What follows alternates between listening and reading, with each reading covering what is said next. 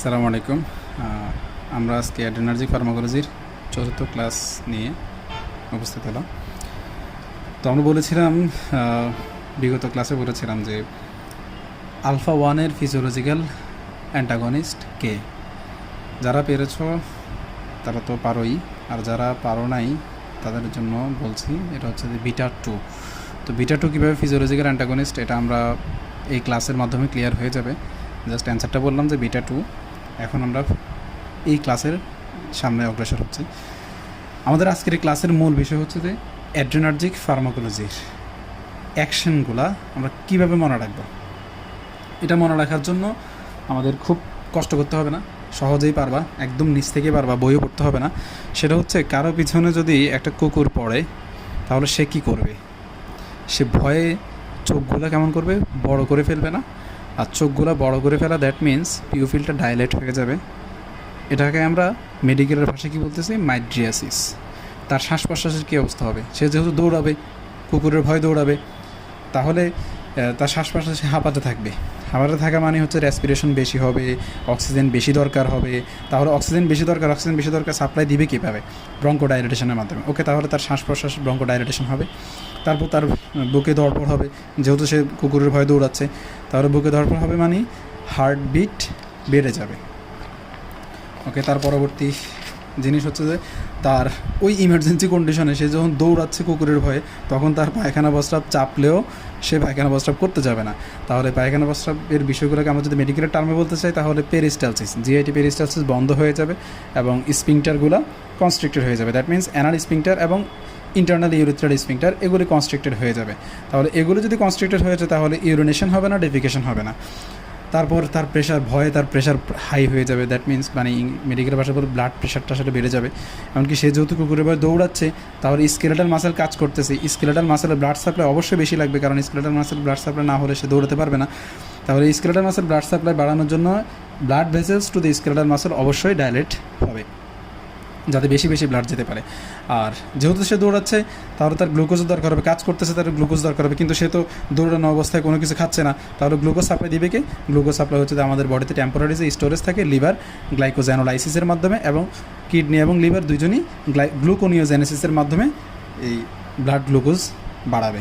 আচ্ছা, এবার আমরা ইফেক্টগুলোতে চলে আসি, যে কোনটায় কী ইফেক্ট হয়, যেটা আমরা গত লেকচারের স্লাইডগুলোতে দেখিয়েছিলাম, যে আলফা 1। ওকে, আমরা তাহলে এতক্ষণ এই একটা উদাহরণের মাধ্যমে দেখলাম যে কি হয় একটা ইমার্জেন্সি কন্ডিশনে মানুষের কি হয়। তাহলে এই যে ইমার্জেন্সি কন্ডিশনে মানুষের কি হয় ইফেক্টটা আমরা জেনে গেছি। এখন আমরা মেকানিজম জানবো যে কোন কোন রিসেপ্টরের মাধ্যমে হয়। যেমন আলফা 1 রিসেপ্টরের মাধ্যমে আমরা একটু আগে দেখেছিলাম যে বডিতে কুকুর পিছনে পড়লে বডিতে প্রেশার বেড়ে যাবে। তাহলে প্রেশার কীভাবে বাড়বে? প্রেশার বাড়বে আলফা 1 রিসেপ্টরের মাধ্যমে, কারণ alpha 1 receptor blood vessels of whole বডিতে এক্সেপ্ট স্কেলেটাল মাসেল, সেটা আমরা পরে আসবো। ব্লাড ভেসেলস অফ হোল বডির যে স্মুথ মাসেল আছে, ব্লাড ভেসেলের ওয়ালে যে স্মুথ মাসেল আছে, সেখানে থাকে হচ্ছে আলফা 1 রিসেপ্টর।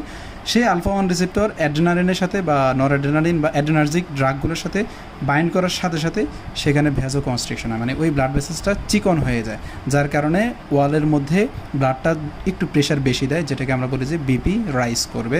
এমনকি কুকুর পিছনে পড়লে একটু আগে আমরা দেখছিলাম যে চোখ বড় বড় হয়ে যায়।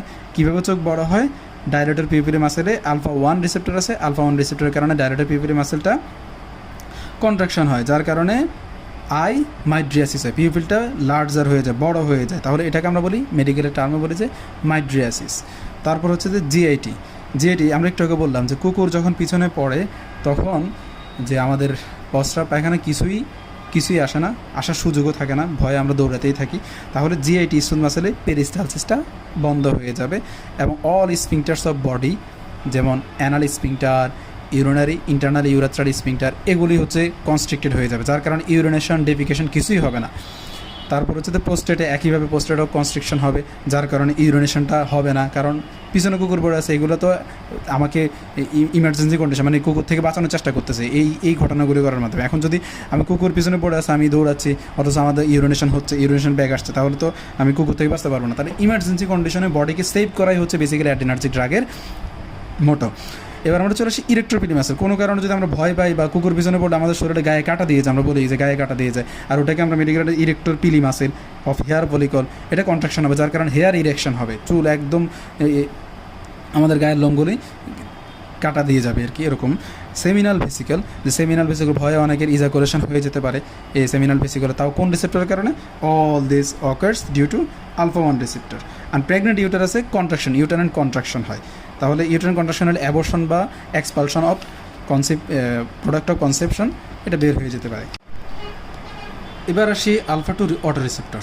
আলফা 2 যেহেতু একটা অটো রিসেপ্টর, তাহলে আমরা আগেই বলছিলাম এটার একটা এটা অ্যাড্রেনালিনের সাথে বাইন্ড করবে, কিন্তু অ্যাড্রেনালিনের মতো ফাংশন করবে না। এটা একটা নেগেটিভ ফিডব্যাকের মাধ্যমে অ্যাড্রেনালিনকে ফার্দার রিলিজটা কমায় দেবে। কারণ একটা কুকুর যদি আমাদের পিছনে পড়ে, তাহলে সেটা সারাদিন আমাদের পিছনে থাকে না। আমরা একটা সেফ জোনে চলে যাওয়ার পরে অ্যাড্রেনালিন যদি তখনও রিলিজ হতে থাকে, তাহলে ইমার্জেন্সি কন্ডিশনে বডি সারাক্ষণ মেনটেন করতে পারবে না। এই জন্য ফিজিওলজিক্যালি এই অটো রিসেপ্টরের মাধ্যমে অ্যাড্রেনালিনটা তখন আস্তে আস্তে কমে আসে। এবার আসি বিটা 1 রিসেপ্টর। বিটা 1 রিসেপ্টর আমরা বলছিলাম যে হার্টে কাজ করে। হার্টে কীভাবে কাজ করে সেটা আগেই বলছিলাম, যে কুকুর যখন পিছনে পড়ে তখন আমাদের হার্টে বুকে ধড়ফড় করে, মানে হার্টবিট বেড়ে যায়। হার্টবিট বেড়ে যায় তিনটা কারণে, তিনটা ইফেক্টের কারণে। যে হার্ট রেট বেড়ে যায়, ওটাকে আমরা বলি যে positive tropic effect. Force of conduction বেড়ে যায়, সেটাকে আমরা বলি যে পজিটিভ ইনোট্রপিক ইফেক্ট। এবং কন্ডাকশন ভ্যালোসিটি বেড়ে যায়, যেটাকে আমরা বলি যে positive dromotropic effect. Ultimately heartbeat বেড়ে যাচ্ছে, কারণ কুকুর পিছনে বসে হার্টবিট বাড়তেই হবে। এবার আমরা বলি যে প্রেশার, একটু আগে বললাম যে প্রেশার বেড়ে গেছিলো। একটা কজ ছিল হচ্ছে যে আমাদের আলফা 1-এর কারণে, যে প্রেশার বেড়ে গেছিলো, বিপি বেড়ে গেছিলো। এখন আরেকটা কজ আমরা পেয়ে গেলাম, সেটা হচ্ছে যে কিডনিতে জাক্সটাগ্লোমেরুলাস সেল স্টিমুলেট হয়। এই যখন আমরা অ্যাড্রেনালিন রিলিজ হয় বডিতে বেশি বেশি কুকুর পিছনে পড়লে, তখন জাক্সটাগ্লোমেরুলাস সেলগুলো স্টিমুলেট হলে রেনিন সিক্রেশন বেড়ে যায়। আর রেনিনের কাজ হচ্ছে বিপিটাকে রাইজ করে দেওয়া, মানে বাড়িয়ে দেওয়া। এবার আসি আমরা বিটা 2। এবার ওই আমরা যে আগের ভিডিওতে বলেছিলাম যে বিটা 2 হচ্ছে যে আলফা 1-এর ফিজিওলজিক্যাল অ্যান্টাগনিস্ট। এখন আমরা বুঝে যাবো, দেখো যে blood supply two skeletal muscle, এটাতে কী করে?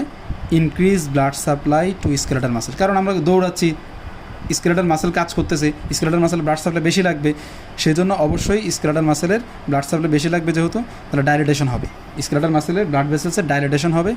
অন্যান্য হোল বডির ব্লাড ভেসেলসে হচ্ছে ভ্যাজো কনস্ট্রিকশন, আর স্কেলেটাল মাসেলের ব্লাড ভেসেলস হচ্ছে ভ্যাজো ডাইলেটেশন, যার কারণে বিপিটা এখানে ফল করে। তাহলে এটা কিন্তু ফিজিওলজিক্যালি বডিতে একটা মেকানিজম, যে আলফা 1 হচ্ছে যে বাড়ায় আর আলফা 2 হচ্ছে বিপি কমায়, তাহলে এটা ফিজিওলজিক্যাল অ্যান্টাগনিস্ট। আরেকটা হচ্ছে স্কেলেটাল মাসেলে যেই বিটা 2 অ্যাগনিস্টটা থাকে, সেটা পটাশিয়াম আপটেকটা বাড়ায়, যার কারণে ব্লাডে পটাশিয়ামটা আস্তে আস্তে কমে আসে। এবার আমরা আসি 3 নাম্বার, যে ব্রঙ্কাস। আমরা বলছিলাম যে দৌড়াচ্ছি, হাঁপিয়ে শ্বাস নিতে হচ্ছে, তাহলে ব্রঙ্কো ডাইলেটেশন হচ্ছে। এই ব্রঙ্কো ডাইলেটেশন তাহলে বিটা 2 এর মাধ্যমে হয়। তা আমরা যখন দৌড়াই তখন লাংসের বিটা 2 এর মাধ্যমে ব্রঙ্কো ডাইলেটেশন হয়। তাহলে অ্যাড্রেনালিনের ইফেক্ট কি? লাংসের ইফেক্ট হচ্ছে ব্রঙ্কো ডাইলেটেশন করা। আর 4 নাম্বার আমরা যদি আসি, যে ইউরিনারি ব্লাডার ডেট্রোসাল মাসেলও বিটা 2 রিসেপ্টর থাকে, যেটা রিল্যাক্স করে ডেট্রোসাল মাসেলকে। আর ডেট্রোসাল মাসেল যদি রিল্যাক্স হয়, এই জায়গাটা ফুলে যেতে পারবে, যার কারণে ইউরিনটা রিটেনশন হবে, ইউরিনেশন হবে না। তাহলে নর্মাল কথা, যে কুকুর পিছনে পড়ছে, দৌড়াচ্ছি, ইউরিনেশন হবে না। তাহলে ইউরিনেশন না হলে ইউরিনটা জমাতে থাকতে হবে, জমা করে থাকবে, ইউরিনারি ব্লাডারে জমা থাকবে। কীভাবে জমা থাকবে? বিটা 2 রিসেপ্টরের মাধ্যমে, রিল্যাক্স অফ ডেট্রোসাল মাসেল এর মাধ্যমে। এবার হচ্ছে ইউটেরাস, প্রেগনেন্ট ইউটেরাসে আমরা একটু আগে বলেছিলাম যে আলফা 1-এ বলেছিলাম যে ইউটেরাইন কন্ট্রাকশন হয়, তার মানে প্রেগনেন্সিটা টার্মিনেট হয়। কিন্তু বিটা 2 হচ্ছে রিল্যাক্স অফ প্রেগনেন্ট ইউটেরাস, যার কারণে প্রেগনেন্সিটা মেনটেন হয়। তাহলে এটাও কিন্তু ফিজিওলজিক্যাল একটা অ্যান্টাগনিজম। তাহলে এবার আমরা চলে আসি লিভারে। যে আমরা যখন দৌড়াচ্ছি তখন আমাদের গ্লুকোজ সাপ্লাই বেশি দরকার, তো গ্লুকোজ সাপ্লাই আমরা তো খাচ্ছি না, তো গ্লুকোজটা সাপ্লাই দিবে কে? লিভার দিবে, গ্লুকোনিওজেনেসিস এবং গ্লাইকোজেনোলাইসিসের মাধ্যমে গ্লুকোজটা সাপ্লাই দিবে। আর 7 নাম্বার হচ্ছে, আমরা সবার শেষে আসি, যে মাস্ট সেল, একটা ব্যতিক্রমধর্মী ফাংশন, যে মাস্ট সেলের উপর বিটা 2 রিসেপ্টর আছে, যেটা মাস্ট সেলকে স্ট্যাবিলাইজ করে এবং হিস্টামিন রিলিজটা কমায় দেয়। ওকে, আমাদের আজকের এই ভিডিওতে বেসিক্যালি যে একটা ছোট্ট উদাহরণের মাধ্যমে, যে কুকুর পিছনে পড়লে আমরা কি করি, সেটা আমরা নর্মাল চিন্তাভাবনার মাধ্যমে আমরা অ্যাড্রেনার্জিক ড্রাগগুলোর ইফেক্টগুলো আমরা মনে রাখতে পারবো। শুধু আমাদের একটু কষ্ট করে অ্যাড্রেনার্জিক রিসেপ্টরগুলোর ডিস্ট্রিবিউশনটা জানতে হবে, যে কোন রিসেপ্টরের কাজ কী, সেই ডিস্ট্রিবিউশন জানলে আমরা পরবর্তীতে আমাদের আর এটা সমস্যা হবে না।